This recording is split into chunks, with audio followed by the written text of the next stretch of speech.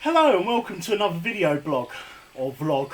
At the moment I'm just looking to do some merchandising, so I'm looking to set up an empire, so to speak, and make things a little more professional in my videos, and to get some merchandising done. So just little bits and pieces. I want to get some clothing done, so some nice hoodies and some nice caps and beanie type hats I want to have done with my logo on.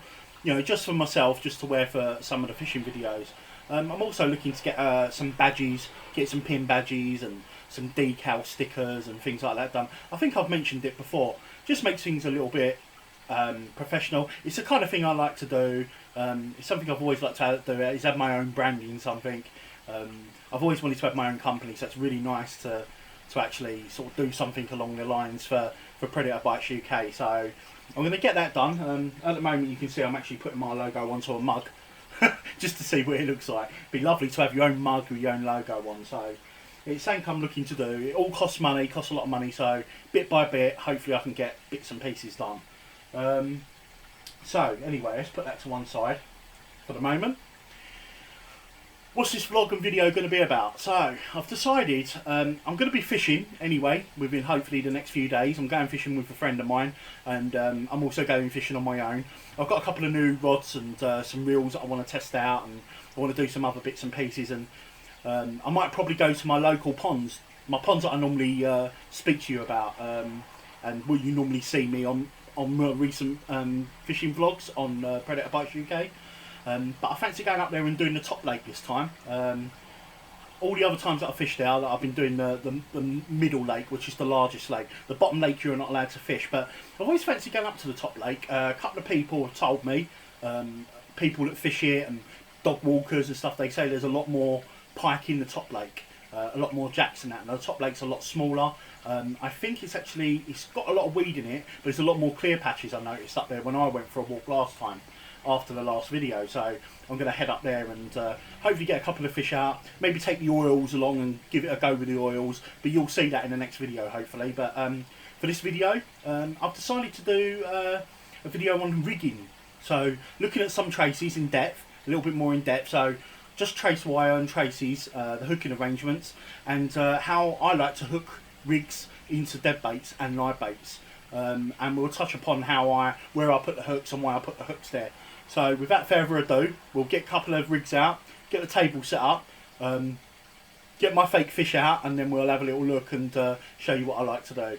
It's probably no different from most other people, but for some reason people like asking your opinion on it, and it's nice to have your own opinion on how you do things. So like I say, it's all what I like to do. It's nothing like other people. Other people have their opinions on how they do their rigging and how they do their type of fishing, but this is how I like to do mine. So I think keeping things basic, keeping things simple, and kind of using as much logic as possible. But I'm also interested to find out what other people do. Recently in a lot of other blogs and vlogs and fishing videos, I've seen other people do things slightly different to myself, and I find it very interesting, and maybe it's something I can incorporate into my own fishing. So like I say, without further ado, we'll get the table set up for the next part of the video, and we'll show you exactly how I do things.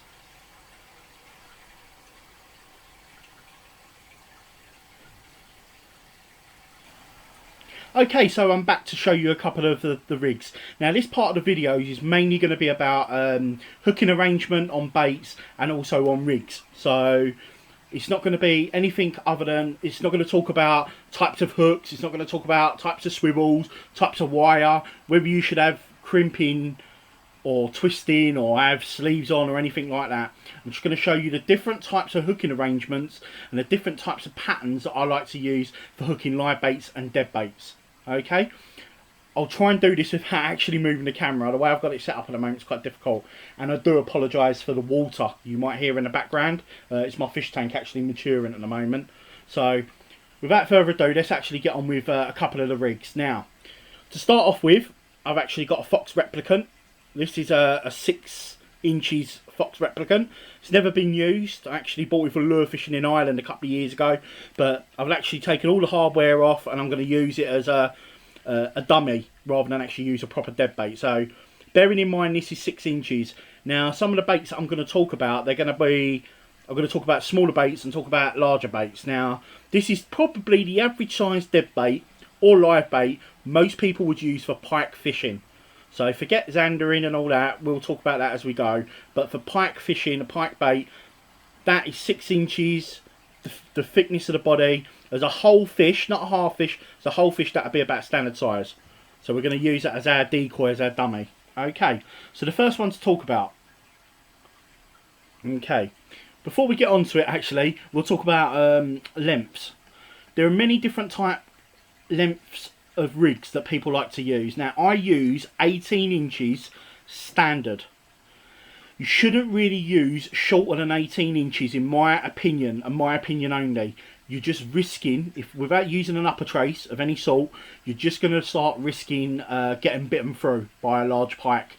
Even a small pike, if they double up the trace. Now, if you're using these very fine wires, which are very supple, then they double over very, very easily. Whereas if you're using something that's a bit thicker, you know, a 7 strand I find is a lot thicker than, say, a 49 strand, then it's probably a bit more robust. It's prone to kinking less, and it tends to lay a lot flatter. And the same goes for coated wires as well. They tend to be a bit more rigid. So 18 inches is what I use as standard. I do go up to 24 inches if I'm using live bait sometimes, or if I'm worried about resistance. So for things like Zander, I like to go up to 24 inches. But a general rule of thumb, I'll always use 18 inches. Now, a couple of years ago, I might have mentioned this on a different video. A couple of years ago, there was, I think, where did I see it? Fox Guide to Pike Fishing with Matt Hayes and Matt Hayes and Max Cottis, and they did. They were talking about traces and that as well. It's a very old video. You can still watch it on YouTube, I believe. And Max Cottis actually says that the perfect size of circumference head of a 30-pound pike is 18 inches average. Now, we know that pike have different size, shapes, heads, bellies, and God knows what. But he said that the perfect size, so say if a pike picks up the bait, and the trace wire's on, it takes 18 inches to go round the bait again before the line would get trapped into the pike's mouth. Now, I don't know how true that is, but it's always sort of flagged up in my mind. It's something I've always thought about. So it's something I want to use within my own fishing. Excuse me. Excuse me.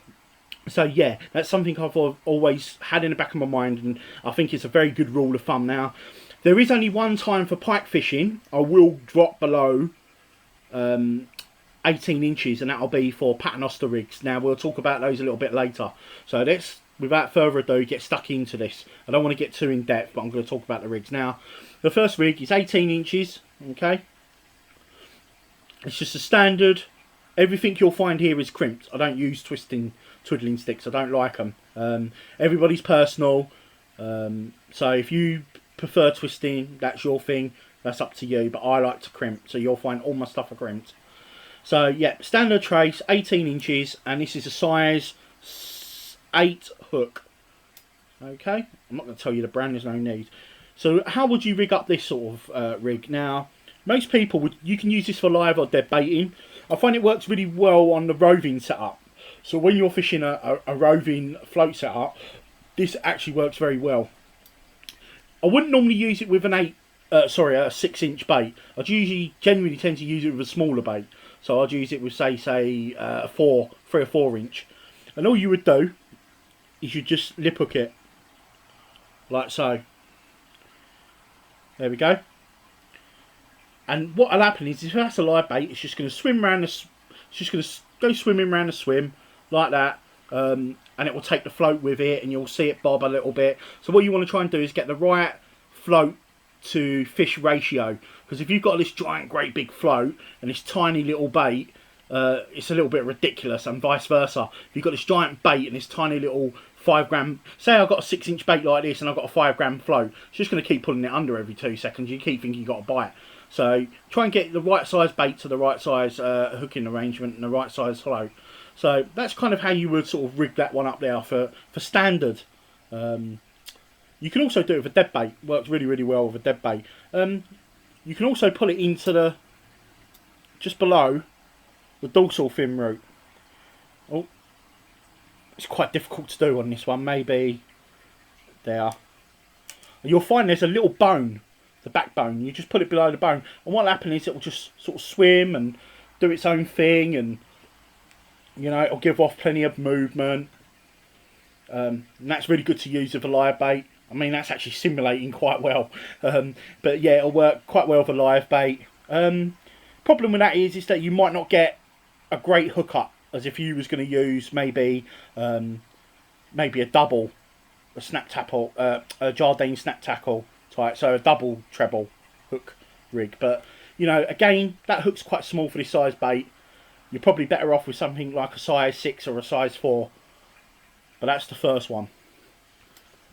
So let's take a look at the second one. This is the standard one. This is standard sleeved 2 hook. You saw me make this in a video previously. It's exactly the same rig. Again, swivels. You don't have to have a swivel on all these rigs, so long as you're using one of those quick change swivels, so you can actually change the rig really quick. But if you're not going to use one of those, then swivels are a must. So as you can see, these are probably about, this is 18 inches, this trace, by the way. Most of these are 18 inches, apart from one. I'll show you that in a moment. But I rigged out like that. There's 2 ways. Now with dead baits, you put it into the root of the towel and then into the flank, like so. And that's quite, oh, it's a bit kinked up, like that. Now, there is a rule of thumb. I don't know how true it is. There is a rule of thumb that you should never have, let's slow this down, you should never have the trebles going past, so the top treble going past halfway down the fish. Now, if you'd imagine you've got a lot larger, so I've actually got a lot larger one here. If you've got it in the wrist of the towel, and you've got it down by the head, you've got more chance of the pike picking that up and deep hooking itself. If you're especially if you're a newbie, you're a beginner, you know, and you're not hitting your runs, or the fish are ravenous on the feed, or you get a little jack that are quite hungry and they waft baits back, what can happen is that can go down the back of the throat quite easily. So what we're trying to do is avoid that in the first place. Now, at some point in your piking career, it's going to happen, regardless, even if you're using one hook. Hopefully that's not going to happen to you too often. So that's kind of how I'd rig up a dead bait. So let's take this larger one out. So as you can see, that's a larger trace. Again, 18 inches, but it's got a wider gape and slightly larger hooks. So that would be used for maybe an 8-inch bait. So maybe like a bream bait, or a bluey, a whole bluey, or a larger mackerel. The reason why I like using crimp covers, so these covers here, and you'll see I've got some on the other traces as well. The reason why I like using them on dead baits for laying on the bottom for ledgering, because they don't catch the weed as much. Now, the next rig we're going to talk about is that one there, and you can see it doesn't have crimp covers on it, and that's for a reason. I'll get into that in a moment. But I like it because it doesn't snag up as much. You know, the hooks are fixed, and there's no real reason why these here can snag up. Okay, on weed. It is going to happen. It's likely, it's possible, but it's less likely it's going to happen. So you've got that way of rigging it up. You can also do it head end. Now I like to do it head end, through the lip or into the head. You know, you've got a bone, sorry. So you've got a bone in the head there, and you can pull it into the head, and then just along the back. Make sure you get the treble parts in. There we go. It's quite difficult to do this on camera. And that would probably be better if you was to float fish a dead bait. That'd be a lot more better as you're float fishing a dead bait. A live bait would probably kill it quite quickly. And if you're laying it on bottom, what you got to remember is, so if we simulate that, that's laying on bottom, and I'm a pike, Mr. Pike, comes in, has a look, swims around. As you know, pike sometimes will actually come and have a look at a bait for a good hour before it'll pick it up. Underwater footage has proven that. You'll see it on YouTube. There's loads of people showing that. There's a guy called the Bearded Fisherman. I think on his video with the Scouse Angler, I think they actually showed that, you know, it swims around the bait before it picks it up. So yeah, so Mr. Pike comes along, Mr. Esox, picks up the bait. It'll either swim off of it or sit still with it. And what he'll do is he'll start to turn it. So he'll turn it towards his throat. So you imagine my fingertips are the front of his mouth, and he's going to turn it towards the back of his throat. Which way are the hooks are turned? they're not in the best position, are they? So what you really want is you want it hooked the other way round. Because you imagine if you had it in a towel, as you pull the hooks, you're going to pull it into the top of the jaw. So you're pulling it away from the stomach. If you're going to have it the other way round, as it starts to eat it head first, as it naturally would, as you pull the hooks in, you're more than likely not going to hook up. Especially if you've got a very thick-bodied bait, like a mackerel or something like that. It's just little things like that which give you a little bit of an idea as what you're contending with the pike's mouth. So it's all about how you actually rig it up. So dead bait's on the bottom, like that. I would never really head hook it on the bottom, even if the baits are soft. You know, some baits like sardines are so soft. But what you can get is you can actually get some, or should I have it with me now? It's actually all packed away. But it's sea elastic, so you can actually bind it around, so you can actually keep the bait on for at least 1 or 2 chucks with very soft-bodied fish like sardines. So that's the standard of how I do my dead baits. Now, I showed you this one really briefly a moment ago. This is what I've called the quick trace. You can see this is so fluid. You see how them hooks move so well. And the way I would probably use this rig is more for float fishing, if I'm using a 2-hook rig. So what I would do, without hooking myself, very sharp trebles, is I'd actually hook one in the top, as I showed you before, and then use the second one. I'll probably have these a lot closer together, if I'm being honest. So it's suspended. Now, you can use these with large live baits. This hooking arrangement with large live baits. But I'd have one in the top of the spine, as we saw earlier on with that single treble. And then the second one I'd have just below the gill cover, into the little hard part by the pectoral fin. A lot of people use these for live baits with 2 trebles. I've seen a lot of people use this for trout fishing on trout reservoirs, using quite large trout. This is kind of the way you really want to hook it. The problem is, not the problem, but when a pike takes that, it's an instant hit rig really. You're pretty much going to hook a pike straight away. You shouldn't really miss many runs on this type of setup. Also that free movement as well. You ain't got the trace crimp covers, you know what I mean? You ain't got the crimp covers covering that or impeding it. So that's kind of how I like to use that. You know, you can use it in the conventional way along the body, as I showed you before in the last rig with the sleeves. So if I just take those out quickly, you can use it the conventional way. Let's just rig this up quickly, like that. So you can use it the conventional way. It's quite a large gap between them because this is meant for a really big bait. So there we go. And that's that. That's the quick trace. But I tend to hook it as I just showed you. I don't really use it any other type of way because there are other rigs I've got for that. So let's get that out of the way. Now this is the trace that I love. Something I've actually started to implement in a lot of my fishing now. I tend to use this on a lot smaller baits. The way I rig this one, which is the double hook. Okay, so you can see there, this is a partridge. You can sleeve these or unsleeve these. I don't think it really matters too much. Now, I just go through the lip with a small hook. There we go. And that is fantastic. That is a really good way of hooking. You can also do it in the back, like I showed you before. I find it more effective. I find it more effective in the lip or in the head, like that. You can also use the larger one. Just use the larger hook, like that. And it still will get a really nice hook up on a pike. This is something I'm moving more towards. You know, again, large hook into the back. You know, you can do this with a single hook. You can do this with a single hook. You can also, something that Tony, how can I forget his name? Tony King. It's on my Facebook. It's a specimen angler. I actually read in his Angler's Mail article a couple of months ago about live baiting for perch. Now, I always lip hook for perch, which we'll talk about in a moment. But he recommends putting it through the back of a towel like that. So when the fish is swimming, a live bait, it's trying to swim down, it's trying to move away, and it doesn't really impede the fish as much, and it keeps it alive a lot longer. So it's very versatile, this particular hooking arrangement, and I must admit it's something I'm actually moving towards. Now, this is a little bit of a different take on the same rig. It's actually a double, if that makes sense, if there's such a thing. Again, you can rig it in the tail with the small ones, like that. So you've got the 2 hooks sitting proud.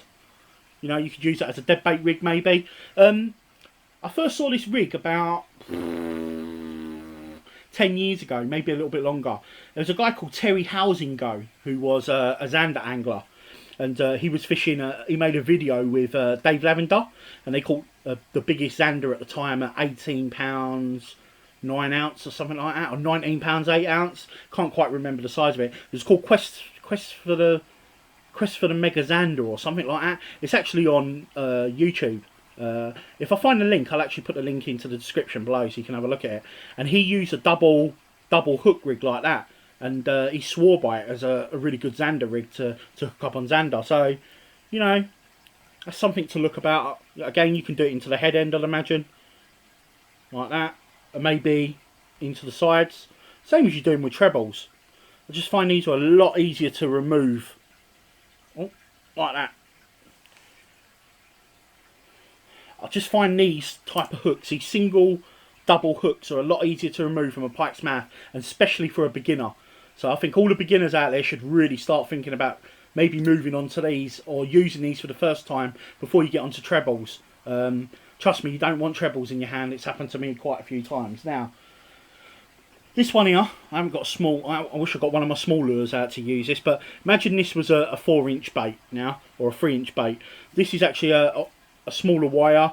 This one's, I think, again, 18 inches, yep. Single size 4, and this is just for lip hooking for live bait for perch.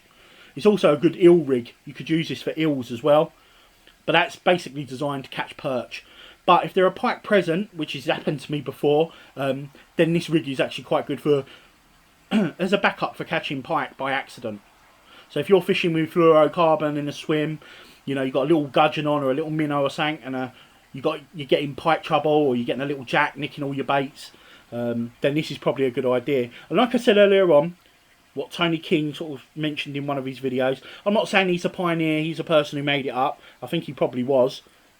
But I have seen other people use it as well. But something I never thought about is to rig it just into the back of the fish like that. So when it's trying to swim away, it's not actually impeding it at all. So rather than nip hooking it, or even putting it through the dorsal fin, apparently you get a really, really good hookup with a live bait doing it this way. I'm sure you probably could fish a dead bait that way as well. Suspended dead bait. Okay, so that's the perch rig. Okay. All crimp. So, last of all, paternoster rigs. So let's talk about paternoster rigs. These rigs here are, what are they? If I remember rightly, they're 9 inches. They've actually got quite a large rubber towel on now, and I'll show you why. A rubber sleeve. And it doesn't actually have a swivel. It's actually got a link clip. Okay, we'll talk about that in a moment. But the way you would rig these with a paternoster is, again, in the towel. You don't really want to be lip hooking them because you want the fish to swim away from the paternoster. If you was to have that lip hooked, it'll probably swim towards your rig and probably get caught up on your upper trace or on your boom below. So you'll have like a weak link below. I'm going to show you a paternoster rig in a minute, but I am going to do a proper paternoster rig video going through the whole thing and explaining exactly what a paternoster is about. So yeah, you can use any really different type of hooking arrangement. You can use single hooks. Here you can see I'm using a double. I've got a single treble just through the top lip like that, or in the back of the towel. You know, it's your own choice really. What you'll find with rigs is you'll do your own thing. Now this is a double rig, and this is actually attached. Let's get rid of them. This is the double rig, and it's actually attached to the. So let's rig this up. There we go. One in the top. So imagine you're fishing a trout reservoir with giant trout live baits. There we go. And you want it to swim around. Now this is the second part. This is the paternoster rig. Okay. Let's lay this out so you can see it. Now, this part here would be clipped to a rotten bottom.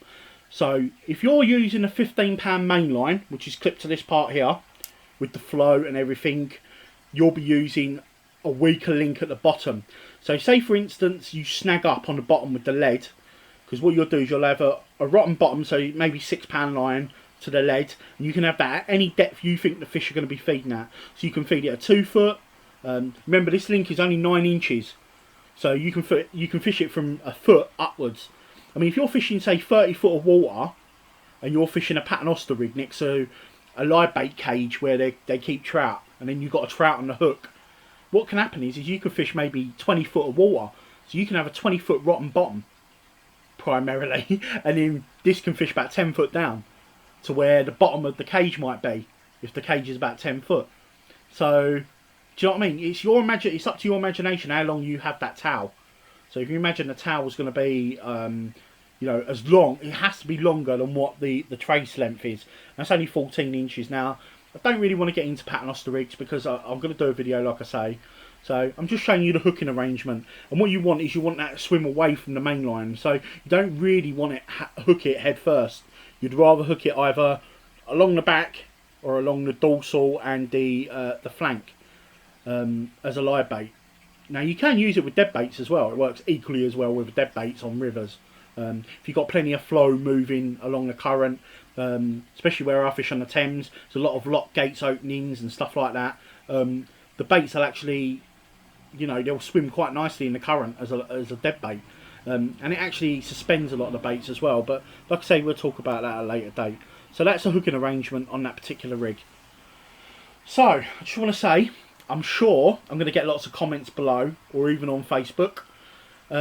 Sorry if this has not been the best quality video. I found it quite difficult, I ain't going to lie, about hooking it, watching the bait, but not keeping it on camera. So I've been holding it down here and up here and God knows what. So yeah, it's been a little bit difficult doing this one. I really do need to get a new camera to make it a lot easier on myself for doing close-up shots. So yeah, I'm expecting a load of comments below. Please leave comments. I feel free. I like to get back to as many people as I can. I do reply to every comment. Please like this video. Please tell me if you think you found it quite interesting and you found it helpful at all in any way. Like it if you like it. If you don't like it, I'm sure you'll probably hit the downwards button. But for all my loyal followers and that, thanks for enjoying this video, and just hit that subscribe button. Give us a little bit of help. I've only been doing it for 4 months, and like I say, I will hopefully be uploading more videos. So I'll be out on the bank really soon, and all there is left to say is tight lines, try some of these rigs, try out some of these hooking patterns and see how you get on. So for another video, thanks for again, and I'll see you soon.